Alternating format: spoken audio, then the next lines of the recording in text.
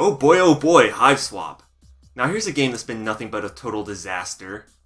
It's an episodic adventure game based off a webcomic called Homestuck. So far it has one episode, released over a year ago. And there's basically been no news since. Now usually I'd wait until the entire game comes out to talk about it, but there's supposed to be 3 more episodes, and I don't really feel like waiting 14 more years. So instead I'm going to talk about how Hiveswap became the second worst Kickstarter disaster of all time. The first one would be the campaign for a book version of a webcomic called Pictures for Sad Children, where the author immediately blew all the money, then burned all the books, and then told the backers to fuck off. I don't think anything could top that. So yeah, I used to read Homestuck. We all make mistakes in life. If you're one of the lucky people who doesn't know what Homestuck is, let me briefly summarize.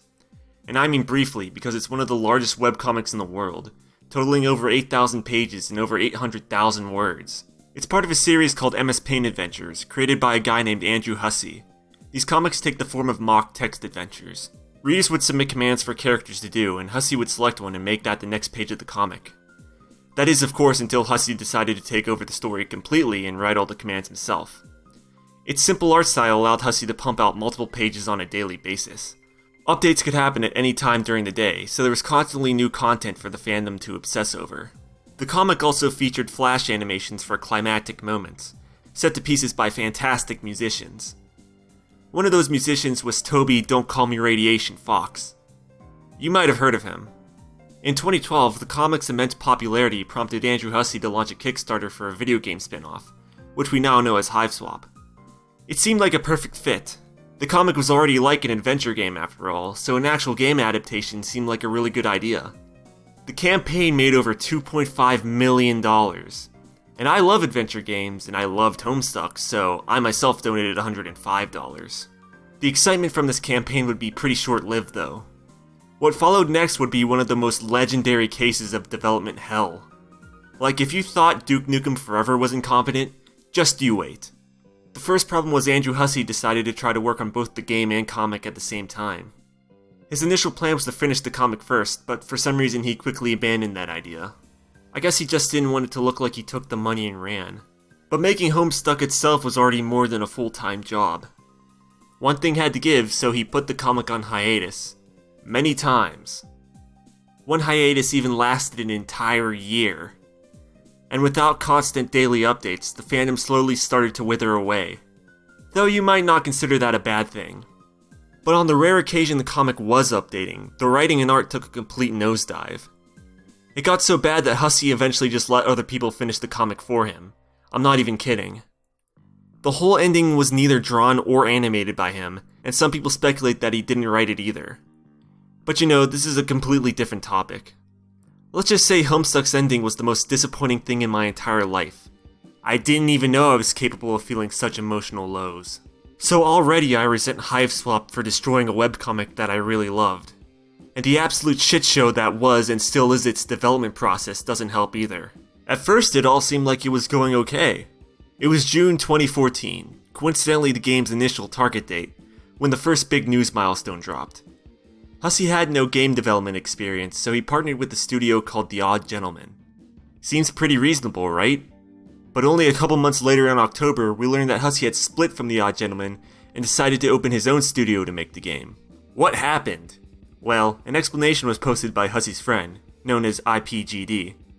She explained that Hussie had given The Odd Gentleman some money to start making the game, but they instead took the money and funneled it into the new King's Quest game they were making. They apparently ignored Hiveswap almost entirely and made only one build of the game that didn't even work. You might ask why Hussie didn't keep a closer eye on them. Well, he moved close to the studio in order to work on the game, but they didn't even let him into the office. Whether this is all true or not, I don't know. There's no hard evidence either way. So I don't want to accuse The Odd Gentleman of anything. They could be really great guys for all we know. But let's say for the sake of argument this is true. Well, I can forgive Hussie for this particular situation. It's not really his fault. And at least I can imagine my Kickstarter money actually went to a good game. But for some reason people think this lets Hussie off the hook for the rest of the shit show that followed. No, he made his own studio. He's pretty much at fault for the rest of the development. So again, it seemed like things were going good. The new team seemed like they were making some progress. 2015 was a great year for Hiveswap news. There were interviews, there were behind-the-scenes blog posts, and there was even a trailer. At this time they revealed some of their ambitious plans. Like the game would have its own social network. And there would be over 100 characters. Although that seems a tad excessive to me. I mean, let's look at Grim Fandango.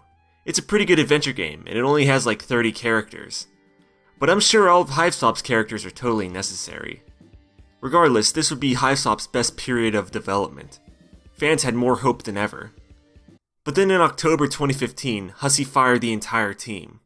Yeah, that's gotta hurt. Well, here's what happened. Hussie needed an office to house his staff. He had a limited budget for his game, even more so now that part of his budget was stolen, so he chose only the most economical place in America to open his game studio. The financial district of New York City. What? The game was also being developed in 3D, which only furthered costs. So he fired everyone and decided to start over in 2D, hoping it would be cheaper. One of the artists for the 3D version, Jin Shaw, wrote some interesting blog posts about how Hussie basically fucked the entire team by doing this. So this game has destroyed lives. Though maybe Hussie has it out for her because she drew porn of the game's characters while she worked there. I don't know. That's just a theory. But anyway, we now had this 2D version to look forward to. Frankly, I thought the game should have been 2D from the start. It would have been much more economical. I'm not even sure how Hussie funded the 2D version actually. He couldn't have had any money left. According to Homestuck musician RJ Lake, the Kickstarter money was blown a long time ago. And after this restart, the news of the game basically screeched to a halt. Christmas 2015 was when the 2D version was announced. And it wasn't until December 2016 that we got the next update. Almost an entire year. Here it was announced that Hiveswap was on Steam Greenlight. They also had the balls to announce a merch store during this update. Bald strategy, treat your backers like dirt and then ask them to buy your t-shirts. But on the brighter side, this update promised a January 2017 release. So later in February, Hussie says it'll only be a couple more weeks for bug fixing. And that's gotta be a lot of bugs because the first episode didn't ship until September. So I guess I can finally talk about the game. Well, it's pretty mediocre. But that's fine, I thought it was gonna be a total disaster. But was it really worth all this trouble? Not really. So you play as a girl named Joey Claire, and your house is being attacked by monsters. To help you, you got your brother Jude, who's a conspiracy theorist and also the best character in the game. You get locked in an attic, and you find a device that sends you to an alien world called Alternia. The species here are called trolls, and they're actually from the comic. I'm not going to get into troll society right now though, or their 4 quadrants of romance. There's just not enough time in the day. So the game was neither written or directed by Andrew Hussie. Yeah, I know. You thought the guy behind the comic would be behind the game? Oh, you poor fool. It's actually written and directed by a guy named Cohen Edenfield. Never heard of him? I don't blame you because he has no other projects to his name. Hussie stated he hired him because he thought his Twitter account was funny. Yeah. And with jokes like these, how can you blame him? But yeah, to say the game's writing pales in comparison to the comic would be an understatement. The comic's one of the funniest things I ever read. The game is just bland. Nothing too bad, but nothing stands out either. MSPA is made up of crazy shenanigans, wacky gags, and insane plot threads. Hiveswap doesn't feel like the comics at all.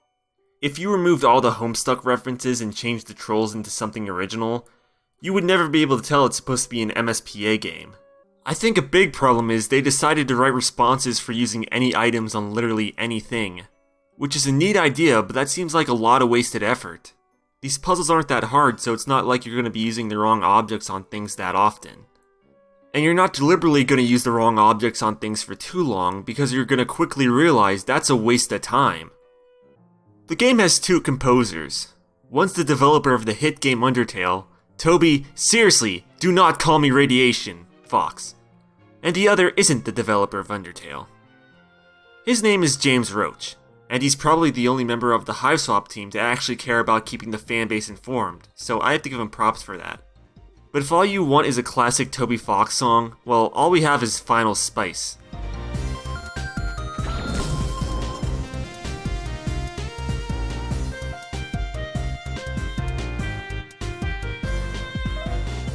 On the brighter side, the art is also pretty nice.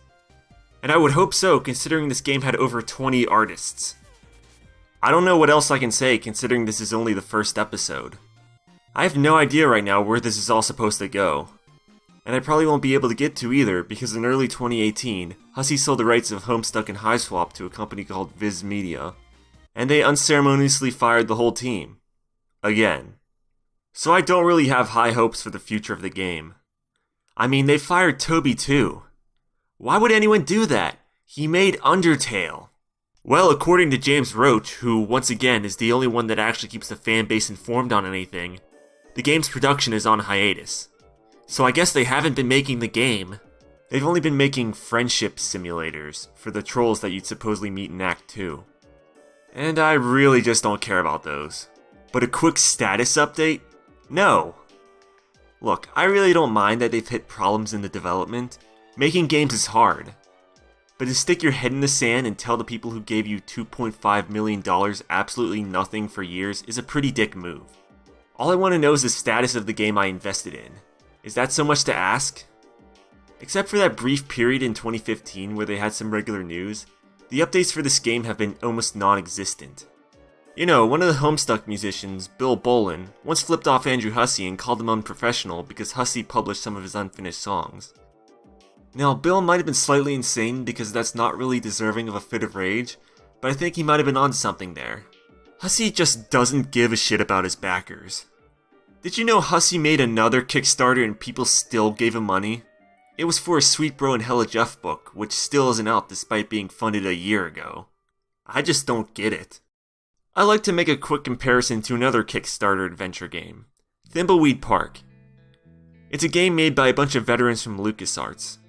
And I guess experience really shines through here because it's also one of the most successful Kickstarters I've ever seen. Besides the game being really good, it also had a development blog that was updated weekly. Now, Hussey was supposed to have one of those too, but the Thimbleweed Park blog is really insightful. It's super interesting if you want to learn about actual game development. You can read the whole thing without getting spoiled on anything too. So what's Hussey's excuse? This should be the gold standard for all Kickstarters. Not abandoning your backers for years while you go to conventions wearing a Minions t-shirt and playing with fidget spinners. Well, that's basically all I gotta say about Hiveswap right now. Frankly, I'm feeling pretty apathetic about the whole thing. I'm not even sure I want to play the rest of the episodes when they come out. And that's a real shame. I was a big fan of Homestuck at one point. Frankly, I think Hussey should just turn Hiveswap into the next MSPA. Sure, it's not a game, but it will at least finish the story. And I want to make one more thing clear. I don't hate Hussey or Homestuck. I'm just frustrated. Remember, I blew $105 on this thing. But, you know, at least I'm not one of those poor schmucks that blew $10,000.